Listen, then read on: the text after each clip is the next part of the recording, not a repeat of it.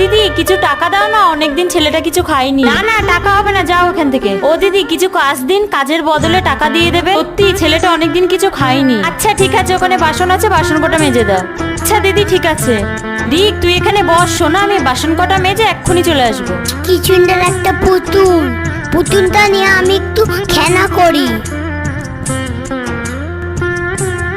Tan tan tan tan tan tan. ঠিক চল বাবা, আমার বাসন মাজা হয়ে গেছে। এ না তোমার টাকাটা নাও। না দিদি টাকা লাগবে না, টাকার বদলে পুতুলটা দিন না। না পুতুল হবে না, কাজ করেছে, পয়সা নিয়ে বাড়ি যাও। ঠিক আছে দিদি। রিক তোকে সুন্দর একটা পুতুল কিনে দেবো। ইরে ব্যাগটা এত ভারী ভারী লাগছে কেন, কি আছে দেখি তো। এরিক কাকিমাটা দেখ পুতুল দিয়ে দিয়েছে।